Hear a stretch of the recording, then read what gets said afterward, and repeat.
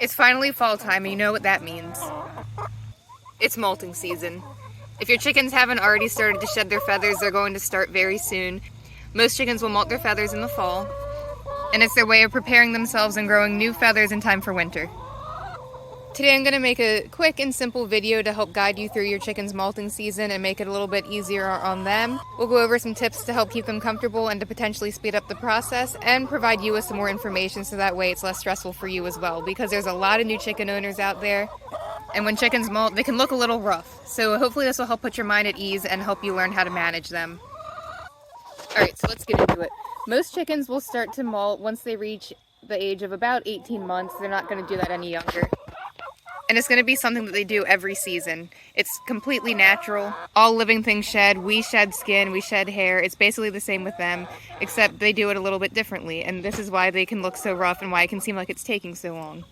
All birds will lose their feathers very gradually, because if they were to lose them all at once, they wouldn't be able to regulate their body temperature and they would be way too cold and they wouldn't be able to fly. Now, for chickens, that doesn't really matter, but for other bird species, that would obviously be a problem. Feathers consist of a lot of protein, so this is actually a process that takes up a lot of energy from their body. Feathers are made up of about 80 to 85% protein, so you're going to have to up the protein levels in your bird's diet to help them through this time. You can see Marigold here is going through a very heavy molt right now around her head. She's looking really rough, but it's totally normal. It'll grow back. It's part of the process. She still acts totally normal. Her energy level's up. She's eating and going to the bathroom regularly. And her eyes and nose and mouth are nice and clear. You can tell she's not a sick bird. And her skin looks healthy. Now, one thing that you should be mindful of is that birds can also get mites. And you don't want to mistake an illness or a skin problem or a mite infestation with molt. So if you notice that your birds are losing feathers, there are a few things to look at here. Look at the age of the bird and the time of year. Like I said, most are going to do it in the fall. So mine are right on schedule right now. So if it's not fall time and you notice a large amount of feathers missing from your birds, you might want to take a closer look. Another reason for feather loss could be if you have a rooster and they're breeding your hens, then naturally there are going to be some feathers that get lost in the process there. Or if your birds are fighting or picking on each other, that's another reason why. So if you notice a lot of fighting in your flock, you might need to give them more space or potentially even separate some of them.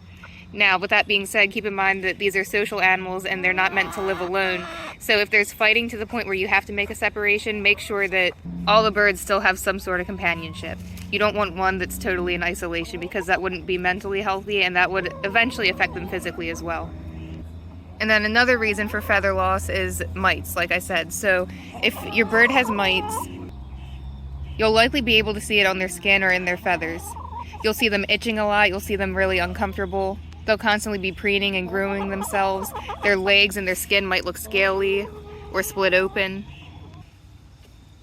And if that happens, you're going to have to clean out their entire coop and their run. You're going to have to completely change all of their bedding, completely change out everything in the nesting box, and then you're going to have to clean your birds. You'll have to treat them with a product listed safe for birds to get rid of mites. If you're not sure of what to use, you can call your local avian vet and see what they recommend.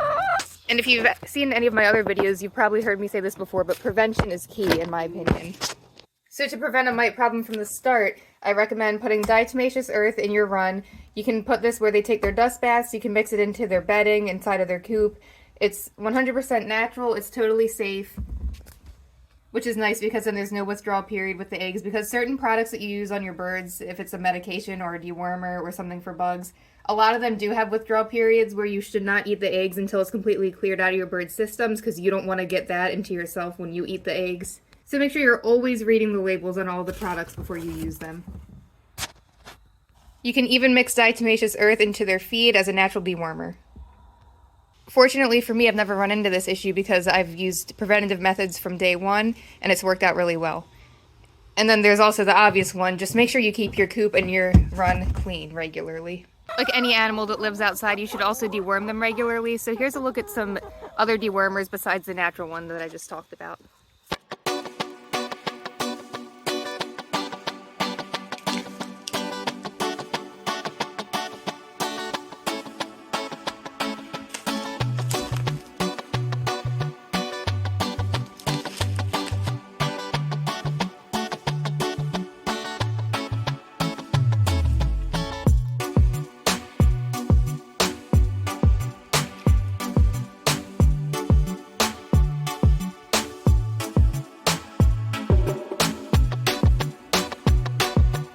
We're not going to go too much into that because, like I said earlier, this video is about your birds molting. So let's get back on topic. A good thing to supplement them with, and keep in mind this is not going to be their complete diet, it's a supplement, it's a treat, so it should only take up about 10% of their daily diet.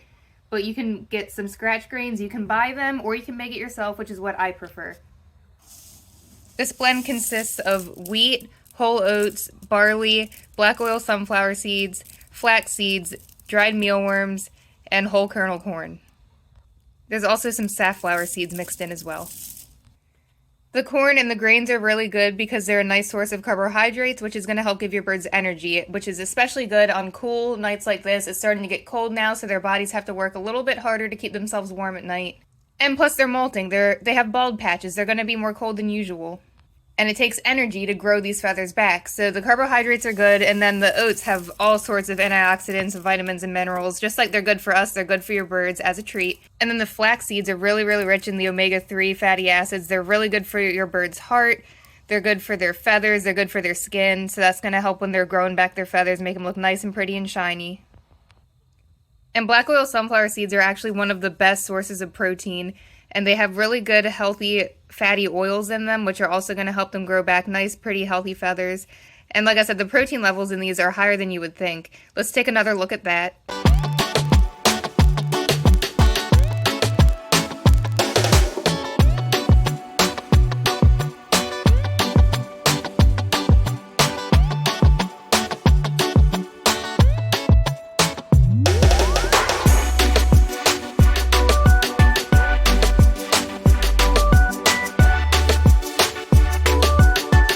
All of these ingredients at your local feed store, and here's a couple other things that you can get from there as well. I'll toss that in the video too and show you what I got from mine.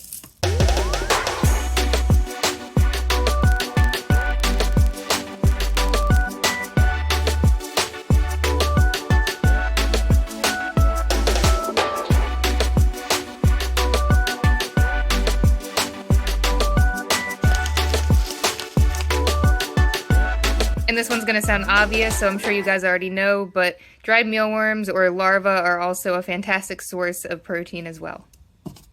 And like I said earlier, their feathers are made up of about 85% protein, so they're definitely going to need more protein in their diet when growing those back. And make sure your birds always have access to grit, especially when feeding them treats, especially if it's a treat with hard shells on it like the corn and the sunflower seeds I just showed you. Because they swallow their food whole, and by providing them with grit, which they can also swallow, it'll help grind up the food that they're eating and make it easier to digest. Alright, let's go give the girls some treats, and we'll talk about feed while we're over here with them. Now, if you've seen my other videos, you know I'm a big fan of the Neutrina line, and I feed mine the Neutrina Nature-Wise. I'm not sponsored at all by Neutrina, so this is a real honest review. But the Neutrina Nature-Wise layer feed, it comes in the form of a pellet or in a crumble. It's a 16% protein, it has yeast in it, it has prebiotics, probiotics, it has essential oils, it has all kinds of really, really good high quality ingredients. So that's what they eat normally. But this time of year, since most of them are starting to molt now and the rest will soon be following suit, I switched them to the Neutrina Nature-Wise feed called Feather Fixer. That one is a higher protein, it's an 18% protein, and it was specifically designed to help encourage them to get through their molt as quickly and easily as possible, while still supporting their bodies when they're continuing to lay eggs, which is another thing I wanted to touch on. I'll show you a quick look at the feed, and then we'll move on to the next topic, which is going to be egg production during molt.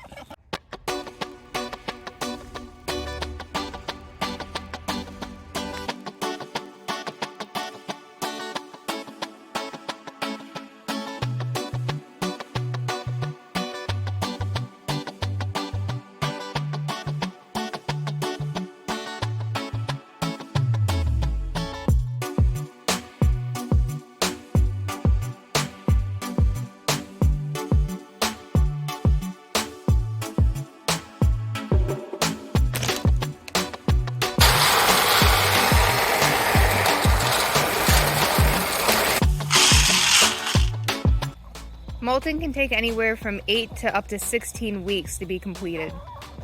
Since that's so much work on their body, and since the days are getting shorter, that's going to decrease egg production, so don't be alarmed when you notice this.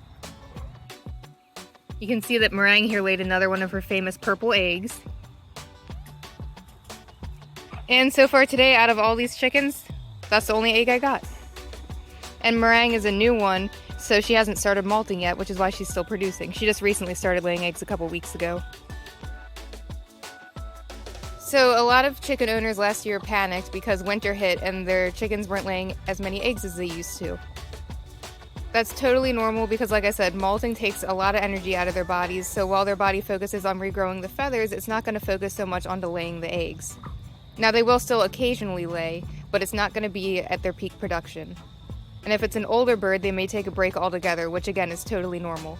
Once winter's over and spring hits again and the days get longer and things warm up, their bodies will get back into a regular cycle of laying eggs on a more regular basis. So you can kind of just look at fall and winter as their body's chance to take a break, because it takes a lot of work out of their little bodies to produce an egg every single day. And like I said, with molting, you can up the protein and try to keep stress levels really, really low for them during this period, and that'll help them recover faster and start laying again. Now, with the daylight triggering them to stop laying eggs, there are a few things you can do to try to encourage egg laying during the winter. You could add in artificial heat and lighting. However, there does come a risk of fire with that, because think about it, do you really want to hang a heat lamp in a chicken coop where there's straw or shavings and feathers and birds flapping around? That's the risk that I'm not willing to take. And then back to what I was saying earlier about their bodies working so hard to produce an egg every day, I feel personally that they deserve to take this break during the fall and winter and let their bodies take a rest, recharge, recover from laying eggs, recover from molting. And by giving them this break, which is natural, it's what their bodies want to do, it's what their bodies are trying to do, and instead of trying to force them to continue to lay through the winter, you will potentially let them live even longer and extend their lifespan if you give them this natural break. It's how they were designed, it's what their bodies were intended to do. So I'm going to give mine the natural route, and I'm just going to let them take their break. I'm not going to do any artificial lighting. I will, however, give them more protein, a quiet, clean environment, and some high-protein snacks and some fruits and vegetables during the time of molting, just to help their bodies stay strong through it all. You want to keep their bodies as healthy and strong as possible, and you want to keep things as stress-free as possible, and they'll do just fine. And if you take care of them properly and give them a proper diet, a clean environment, and good food, they'll recover in no time and go completely back to normal in the spring. So let's go over some more treat options. Like I said before, you can make them a homemade scratch like I do. Give them black oil sunflower seeds. They're really high in protein. Give them mealworms. You can also give them pumpkins. I've heard that they act as a natural dewormer. I don't know how true that is or how great it really works, but they love them either way, and they're loaded with vitamins and minerals, and they're really, really healthy for them. And it provides them with a lot of entertainment because it gives them something to peck at for a while. This time of year, I'll also give mine bluebird nuggets. It's made out of corn, roasted peanuts, beef suet, oats, raisins, and soy oil. And after reading those ingredients, keep in mind anyone that tells you that their chickens are on an all-vegetarian diet, they're not doing it right. They're not vegetarians, they're omnivores, so the beef suet is perfectly fine for them and healthy in moderation. You don't want to make them overweight or fat because that's not healthy either, and then they won't recover from the molting as easily or lay eggs as well. Everything in moderation. And plus, you don't want to spoil them to the point where they won't eat their regular food either. Their main diet is going to be the most important thing. These are just little treats to occasionally give them to help them through molting or a cold winter.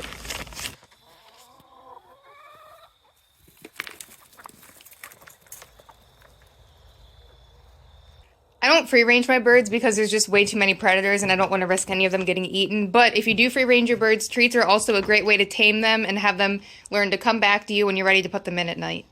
So now let me go show you another treat option. We're going to bring them a suet cake. And another thing is you can also give them scrambled eggs occasionally, and they really, really love that. And if you do make them scrambled eggs, you can even crush up the shell of the eggs and mix it in there too, so they can eat that as well for extra calcium. I don't, however, recommend giving them hard-boiled eggs because that obviously looks like an egg, and they'll get that confused, and then anytime they lay an egg, they're going to eat it right out of the nesting box, and then you'll never get eggs again. It is not fun. So I've never done that. I've known from the start not to do that, but I've had other people ask if they can, and my answer is always no. I don't recommend it. It's a very hard habit to break if they start eating their own eggs. But with scrambled eggs, they have no clue what they're eating. So here's a suet cake. They love it. You can get this in the wild bird section at your feed store. And this one has beef fat, sunflower seeds in it, and corn. Oh, and Milo and a little bit of millet. But it's really good for this time of year because it's high in protein and it'll help them keep their energy levels up and regrow those feathers. But again, you don't want them to get overweight, so don't give it to them every day, just occasionally.